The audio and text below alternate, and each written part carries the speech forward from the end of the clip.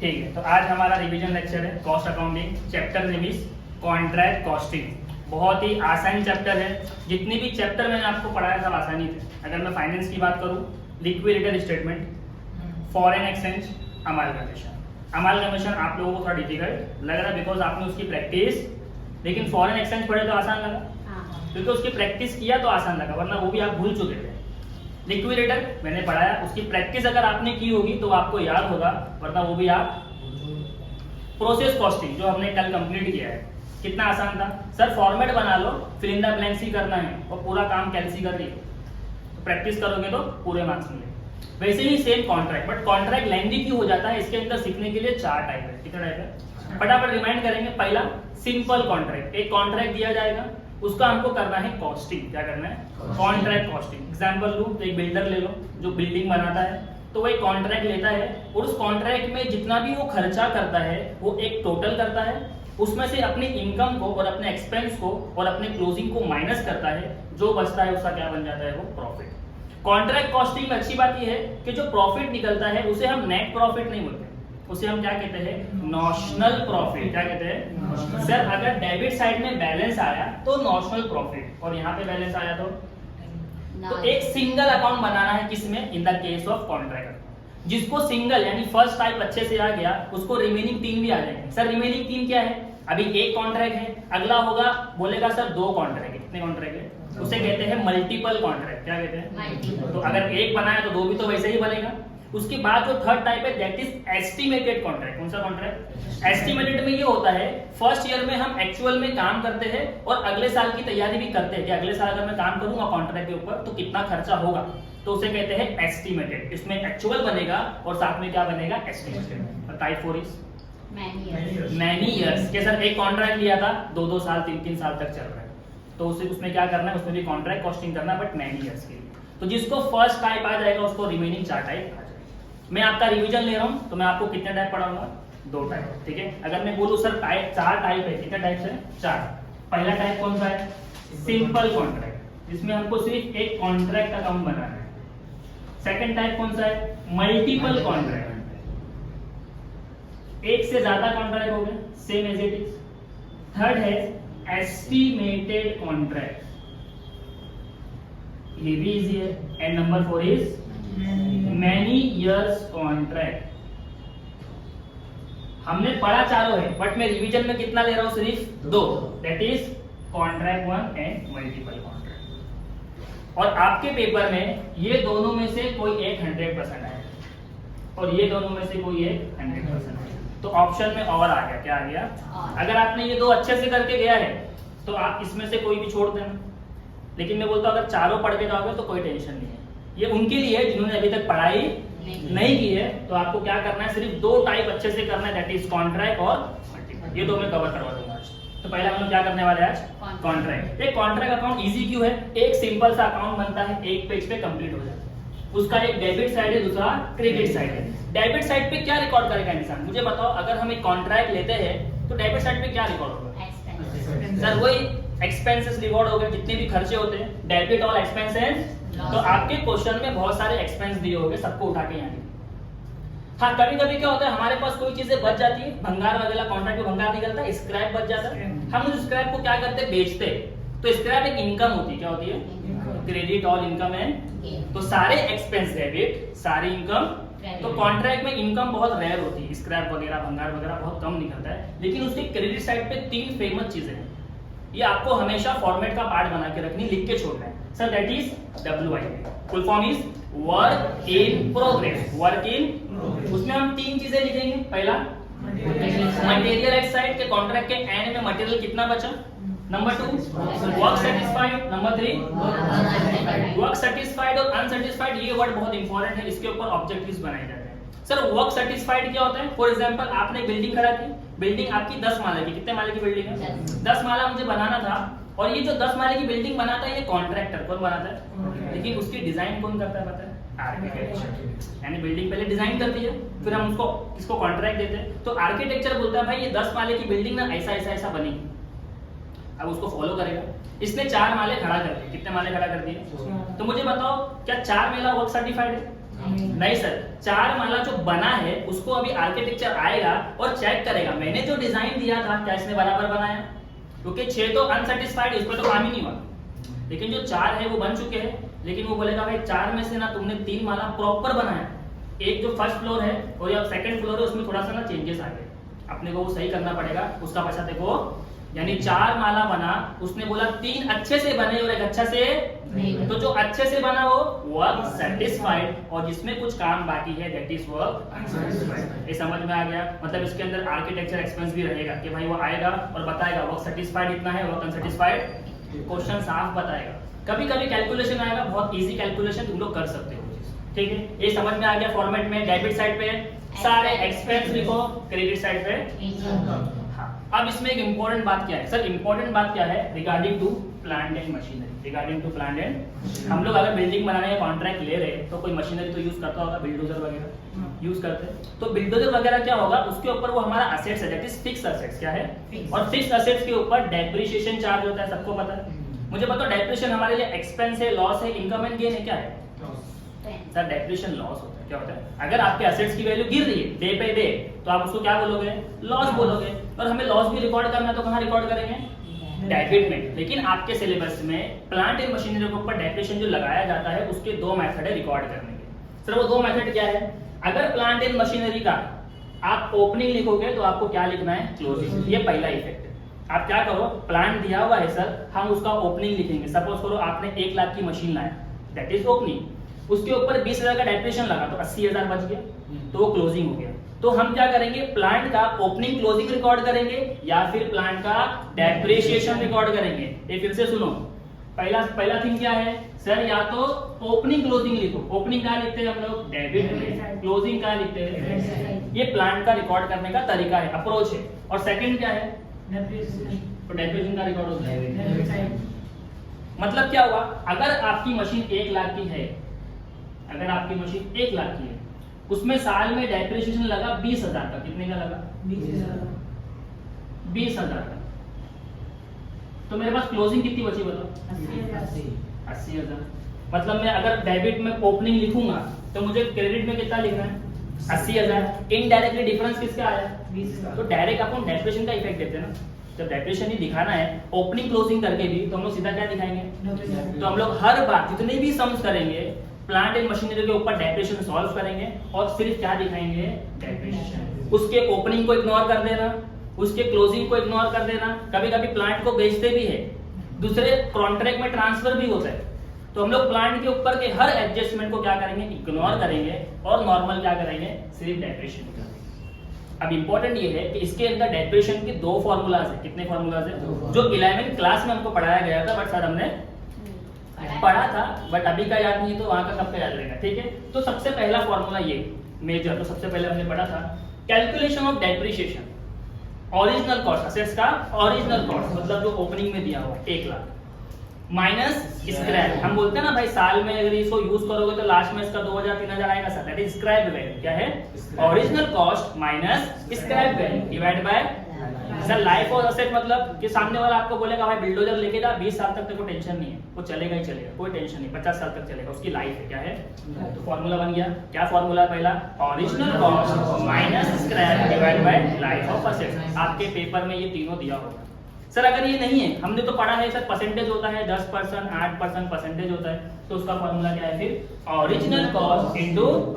तो ये आपको डिसाइड करना है विच फॉर्मूला इज सुटेबल। अगर परसेंटेज दिया है तो हम लोग ये लगा लेंगे, और अगर लाइफ दिया है तो डिवाइड करके निकाल लेंगे। समझ में आ गया? इजी है। तो समझ में आ गया प्लांट एंड मशीनरी पे 2 रूल है, हम लोग क्या फॉलो करेंगे? यानी हर सम्स में मैं आपको बताऊंगा how to calculate depreciation. Simple. Okay, ये तो था नॉर्मल बात, लेकिन इंपॉर्टेंट क्या है इसमें? इंपॉर्टेंट है 2 थिंग्स। कितनी इंपॉर्टेंट है? सबसे पहला मुझे क्या कैलकुलेशन करना है? Percentage of work satisfied. मैंने बोला भाई हम लोग का 4 माला बन गया, लेकिन आर्किटेक्चर क्या बोल रहा है? 3 बना है, 1 पे आपको अभी कुछ काम करना है, आपने सही से।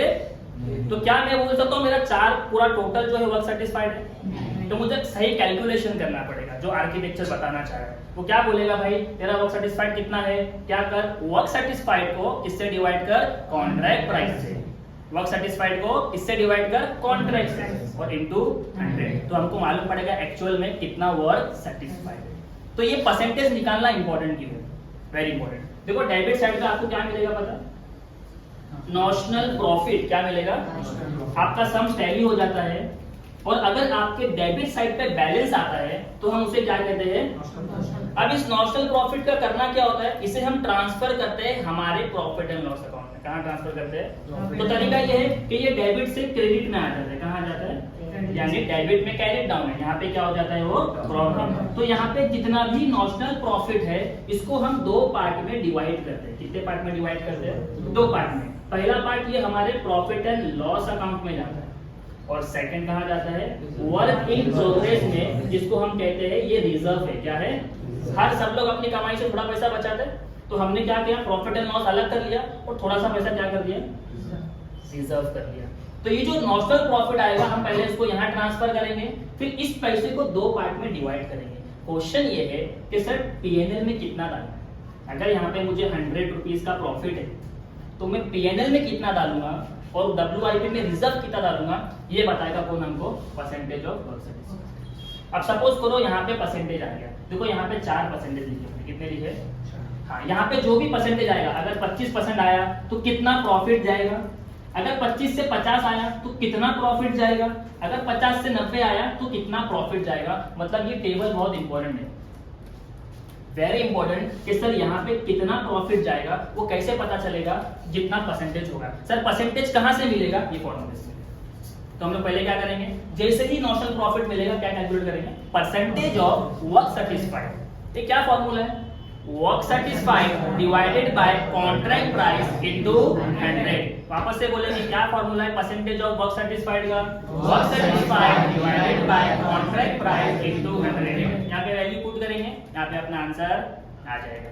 ठीक है सर, मुझे यहाँ पे परसेंटेज आया 52, कितना परसेंटेज आया 52। आपके पास 4 ऑप्शन है, बताओ कौन सा वाला सेलेक्ट करना है। सर ये वाला 52 यहाँ पर आएगा। बस यही करना है कि आपको यहाँ पे परसेंटेज निकालना है, चॉइस आपके सामने है, आपको कोई एक पसंद कर देना जो सूटेबल होगा। यस 50 आया तो देखो ये वाला, ये वाला ठीक है। ये जो है ना अप टू है, क्या है, आपने पढ़ा होगा ना शॉपिंग मॉल के बाद अप टू 25%, तो वो लोग 25% नहीं देते, 25 तक देते, यानी 24 तक। क्या तक देते हैं, 25 का प्रॉमिस, इसलिए आगे अप टू लिखा जाता है। क्या लिखा जाता है, तो अगर 24 आया तो यहाँ 25 आया तो, समझा, पक्का ध्यान में रहेगा।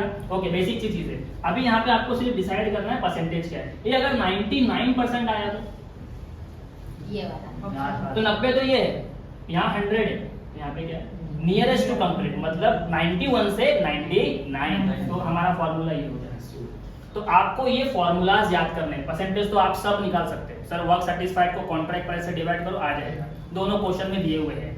क्या चेक करना है, सर ये फॉर्मूला याद रखना है। फॉर्मूला क्या है, अगर मेरा 25% आया तो मेरे अकाउंट में कितना जाएगा, प्रॉफिट एंड लॉस में, मतलब जितना भी प्रॉफिट आया है यहाँ पे 0, पूरा पैसा क्या कर जाएगा, रिजर्व। अगर मेरा 25 से 50 के बीच में परसेंटेज है तो मेरा फॉर्मूला क्या है, 1/3 of notional profit into cash receive. CR का मतलब है कैश रिसीव डिवाइडेड बाय, तो ध्यान में रखना है 25 से 50 के बीच में 1/3 है। क्या है, फॉर्मूला बोलेंगे 1/3 into notional profit into cash receive divided by.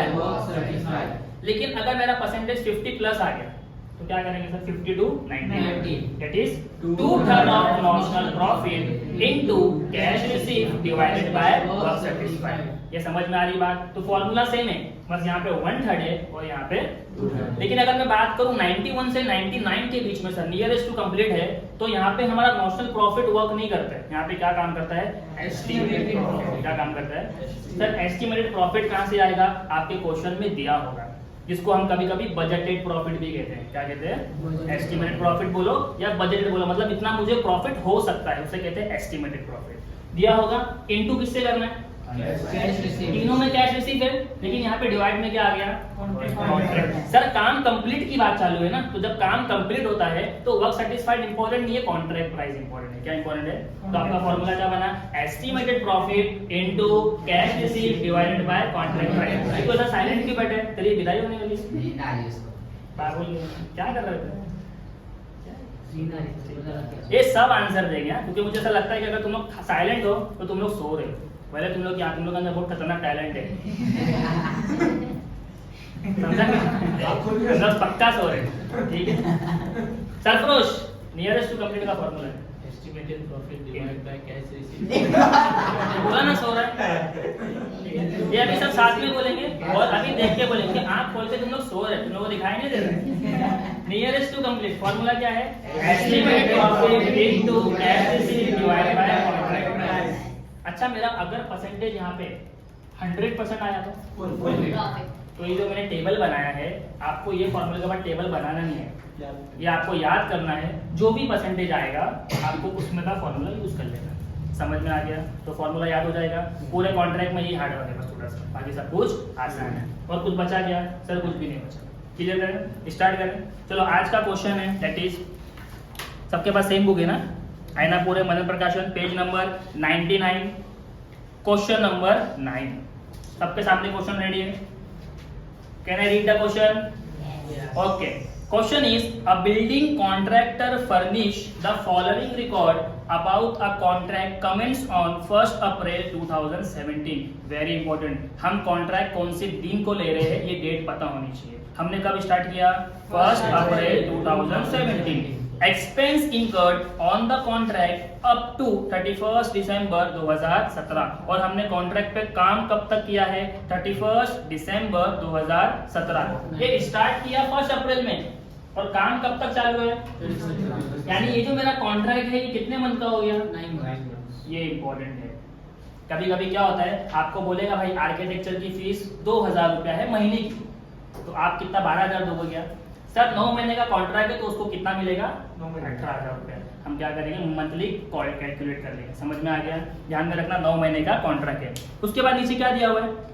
Material purchase कहाँ जाएगा? डेबिट या क्रेडिट? सर परचेस किया एक्सपेंस है debit, wages paid, foreman salary, administrative expense, machinery purchase.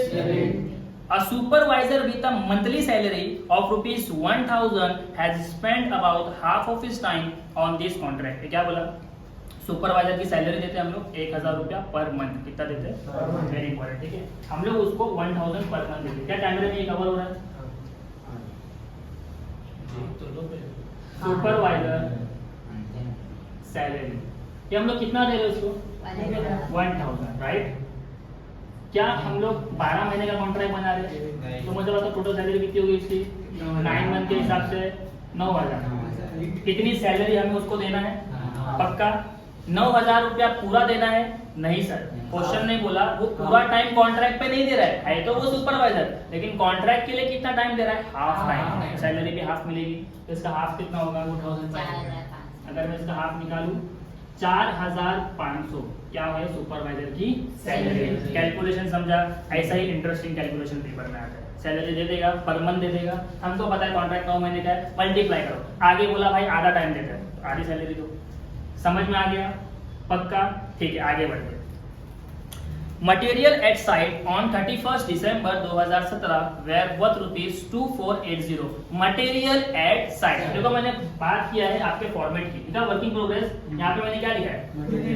Paper में दिया है, फिल इन द ब्लैंक्स करना है। ये कहाँ जाएगा? अपनी जगह पे जाएगा, मटेरियल एट साइट। फिर आगे क्या दिया हुआ है? The machinery purchase was used for 73 days. ये मशीनरी को बोला कि आप पूरा साल यूज नहीं कर रहे हो, कितना यूज कर रहे हो? 73। अब तक डाउट है? हाँ, मेरे को क्वेश्चन था इसमें। कुछ आपने अभी लिखा है अगर 1000 to 9 ना, तो वो 9 तो अपन तब लिखते हैं जब अपन साल का लिखते हैं। तो ये बट यहाँ पे अपन सिर्फ 9 महीने ले रहे हैं तो 9 डिवाइड बाय 12 आएगा ना। अपने लास्ट 9 डिवाइड बाय 12 आएगा। नहीं, रॉन्ग रहेगा। देखो क्वेश्चन आपको लिख के दे रहा है पर मंथ। क्या लिख के दे रहा है? 1 महीने की सैलरी। अगर वो पर मंथ नहीं बोलता ना तो अज्यूम करते वो ईयरली है। क्या है? फिर हम डिवाइड करते हैं 12 से। तो वो सीधा बोल रहा है 1 महीने की 1000 है तो 9 महीने की 9,000 ही होगा ना। पर मंथ लिख के दिया इसलिए मैंने उसको मंथली काउंट किया। लेकिन अगर वो बोलता 1000 पर एनम तो 9 डिवाइड बाय 12 क्या करते हैं? कि 12 में से 9 महीने की सैलरी। क्लियर है? पक्का? तो देख लेना ईयरली बोला है या मंथली बोला है। ईयरली बोलता तो डिवाइड बाय 12, ईयरली नहीं बोला है, साफ बोला है पर मंथ, तो मैं सीधा बोलूंगा भाई 9 महीने का 9,000 दूंगा। लेकिन हाफ का कितना हो जाएगा? 4,500। समझा? पक्का है? डाउट होगा सब बिंदास पूछो। ठीक है, ओके। उसके बाद क्या दिया हुआ है? The machinery purchase was use for 73 days. क्या बोला कि भाई मशीनरी को यूज कर रहा है। मैंने बोला मशीनरी का जो भी कैलकुलेशन आएगा वो सिर्फ डेप्रिसिएशन के लिए आएगा। किसके लिए आएगा? तो उसने बोला भाई 73 दिन यूज करेंगे। हमारा कॉन्ट्रैक्ट कितने भी दिन का हो जाएगा, 9 महीने का कितना हो जाएगा? 9 36 360 समथिंग 27 270 दिन होते हैं। लेकिन वो बोल रहा है कि भाई सिर्फ 73 दिन हम लोग क्या कर रहे हैं कॉन्ट्रैक्ट में मशीन को यूज करें। तो जितना भी डेप्रिसिएशन निकलेगा हम उसमें क्या कैलकुलेट करें? 73 डिवाइड बाय 365। समझ में आ गया? ओके, आगे बढ़ते हैं। नेक्स्ट पॉइंट क्या दिया हुआ है? The estimated life of machine is 5 years। ये लाइफ ऑफ असेट्स कहाँ जाएगा? देखो फॉर्मूले में, राइट। उसके बाद क्या दिया हुआ है? And it's scrap value is estimated at ₹1000। ये क्या मैंने ये भी लिखा है, देखो फॉर्मूले में लिखा है स्क्रैप वैल्यू। और उसके बाद क्या दिया हुआ है? The contract price is fix eight ₹2,20,000। देखो मुद्दे की बात अभी कर रहे हैं कि हम जो कॉन्ट्रैक्ट बना रहे बिल्डिंग का उसका टोटल प्राइस कितना है? 2,20,000। यानी उसने क्या दिया हुआ है? Contract price. लिखो, अंडरलाइन करो, सीपी है वो। और उसके बाद क्या दिया है? On 31 December 2017 2/3 of the contract was completed. ये लाइन को अंडरलाइन करो, बहुत इंपॉर्टेंट है, इसलिए करवा रहा हूं। क्वेश्चन ने क्या बोला आपको?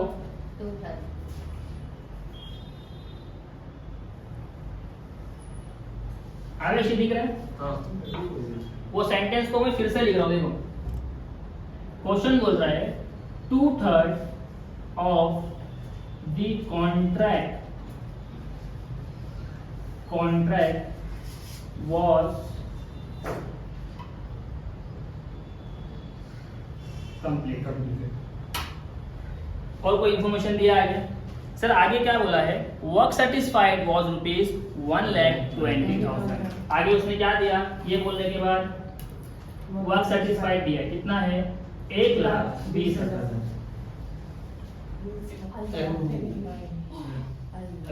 वीडियो कट कर,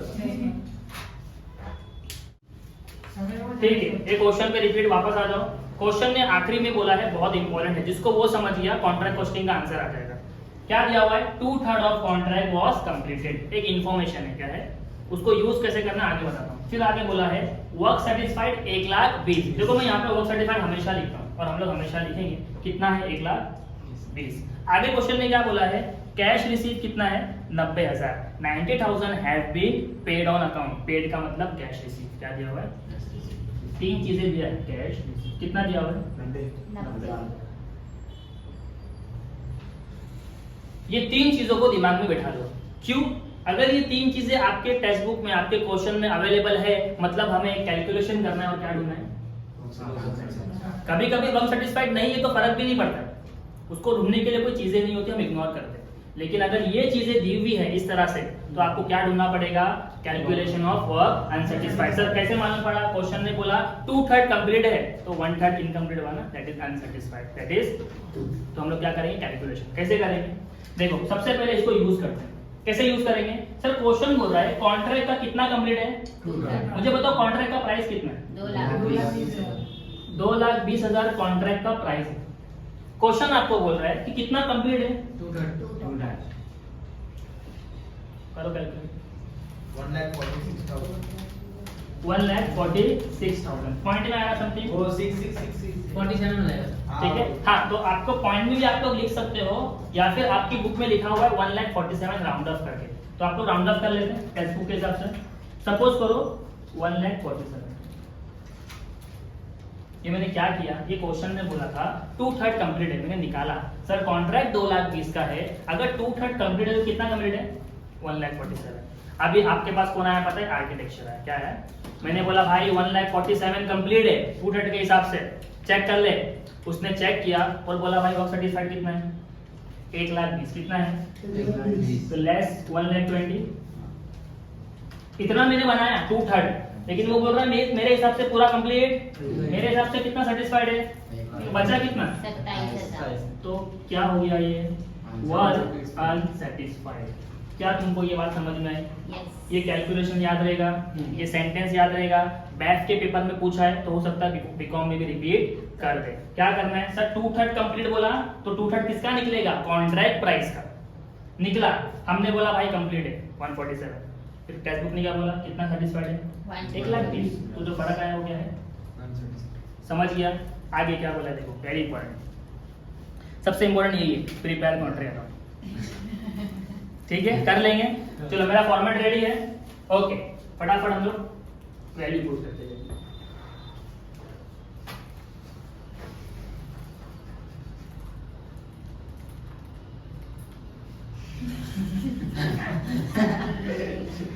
देखा आप लोगों ने, ये कैल्सी खा रहा है। आज भी रोजा लगा है आपको? मैं इतना बोल रहा हूँ, चिल्ला रहा हूँ, बाकी सब भी बैठ के सुन रहे थे, देखो रोजा कैसे लग जाता है बार-बार। ये सोचने का नहीं, नॉर्मल है, चिल बैठना, ठीक है। समझ अभी कल पेपर है, कॉस्टिंग का पेपर है, ये आने वाला 100%, ध्यान दे। ये फटाफट मुझे बताओ क्या क्या दिया हुआ है। सबसे पहले क्या दिया हुआ है? टू मटेरियल परचेज, कितना है मटेरियल परचेज? 21,000। फिर क्या दिया हुआ है? टू वेजेस पेड, कितना है? 50,110,000। तो कोई बोलने नहीं आया ना, आज भी उसने नहीं करके 50,110 होता है अभी, ठीक है। उसके बाद क्या दिया हुआ है? Foreman salary, how much? 6,310। 6,310। फिर administrative expense, sorry, administrative expense 12,610। फिर मशीनरी, तो मैंने बोला हम लोग मशीनरी लिखेंगे या डेप्रिसिएशन? हम क्या करने वाले हैं? डेप्रिसिएशन निकालने वाले हैं। तो टू डेप्रिसिएशन, वो डेप्रिसिएशन नहीं है, वो मशीनरी लिखा हुआ है। क्या लिखा हुआ है? That is original cost, that is कि हमारे मशीन का वैल्यू कितना है? 15,000। अब हमको क्या करना है? 15,000 के ऊपर डेप्रिसिएशन निकालना है। तो कौन सा फॉर्मूला यूज होगा? क्या हमारे समझ में परसेंटेज दिया हुआ है? नहीं सर, हमको क्या दिया है? Life of assets. तो ये वाला फॉर्मूला यूज करेंगे। ओके, ओरिजिनल कॉस्ट कितना है? 15,000। फिर इन द ब्लैंक, स्क्रैप है क्या? कितना है? 1,000 स्क्रैप है। असेट्स की लाइफ कितनी है? 5 साल। कितना आ रहा है? 560। तो जो ये बुक में से देख के मत बता कितना आ रहा है। तुम लोग हल्का भी इसको उसमें भी हल्के में, तो ये सिंपल तुमको हार्ड लगेगा और पेपर के टाइम में अवेलेबल नहीं, खुद से करना है। 2,800 पूरे साल का आया, लेकिन क्वेश्चन ने बोला क्या मशीनरी पूरे साल यूज भी है? सिर्फ 73 डेज। तो आपको क्या करना है? Into 73 divide by 365। ये करो कैलकुलेशन, कितना है? 560। तो 73 का जो डेप्रिसिएशन आएगा दैट इज 560। तो हम यहाँ पे कितना लिखेंगे? 560। नेक्स्ट क्या दिया हुआ?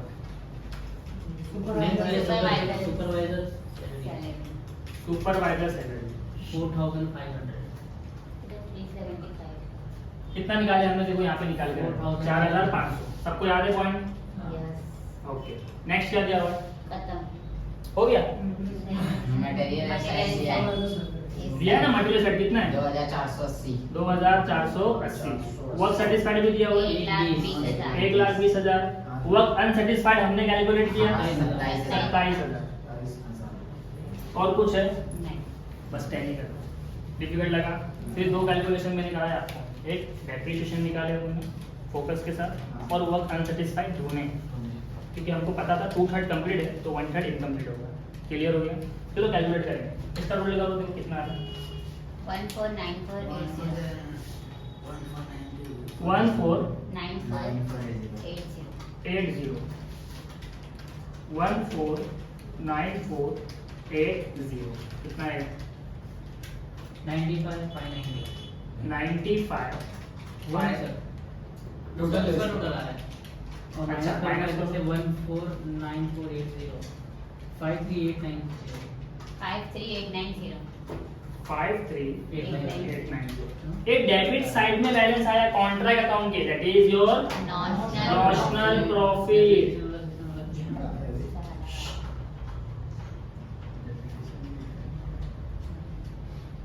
डाउट है? ठीक है। ये जो डेबिट में बैलेंस आया है हम इसको क्या करेंगे, ब्रॉट डाउन करेंगे बाय नॉशनल प्रॉफिट कितना है 5389। ये जो बैलेंस है इसको कितने पार्ट में डिवाइड करेंगे, दो पार्ट में। पहला प्रॉफिट एंड लॉस अकाउंट और दूसरा work in progress, that is your reserve. Sir इसमें कितना जाएगा तो हमें चेक करना पड़ेगा परसेंटेज ऑफ वर्क सेटिस्फाइड। ये वर्क सेटिस्फाइड कितना है 1,20,000 1,20,000। कॉन्ट्रैक्ट प्राइस कितना है 2,20,000 कितना आ रहा है 55 55 सबका 55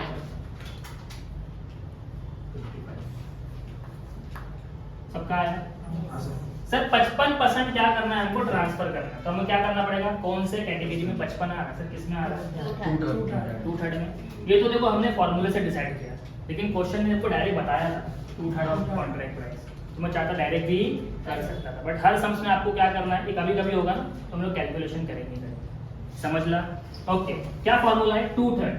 फॉर्मूला इज, मैं यहीं पे करवा रहा हूँ, आपको पेपर में अलग से वर्किंग बनाना है फॉर्मूले के। 2/3 कितना मतलब 2/3 इनटू नॉशनल प्रॉफिट कितना है 53,890 53,890 इनटू कैश रिसीव कितना है 90,000। वर्क सेटिस्फाइड कितना है 1,20,000 कितना आंसर आ रहा है 26945 26945। 945 मतलब ये जो कैलकुलेशन से आंसर निकला है ये हम क्या करेंगे, ट्रांसफर करेंगे यहाँ पे प्रॉफिट एंड लॉस अकाउंट में 26945। तो अब इसका जो बैलेंस बचेगा वो कहाँ जाएगा, वर्किंग प्रोग्रेस में। निकालो बैलेंस 26945 53,890 और 26945 आपका क्या बन गया, बैलेंस बन गया, रिजर्व बन गया। क्या सिंपल कॉन्ट्रैक्ट में डाउट है? अभी जब मैं आपको कल मल्टीपल कॉन्ट्रैक्ट कराऊंगा, यानी वहां पे 2 कॉन्ट्रैक्ट होगा, सब कुछ सेम होगा, सिर्फ एक एडजस्टमेंट आ जाता है इंटर ट्रांसफर। क्या आ जाता है, एक कॉन्ट्रैक्ट से दूसरे कॉन्ट्रैक्ट में कोई चीज ट्रांसफर होती है तो वो वाला एडजस्टमेंट सीखना है, बाकी सब कुछ क्या होगा, सेम होगा। ठीक है, आज के लिए इतना काफी है। आई होप आपको वीडियो पसंद आया है। अगर वीडियो पसंद आया तो वीडियो को लाइक करो, सब्सक्राइब करो, अपने फ्रेंड ग्रुप में शेयर करो। Thank you so much for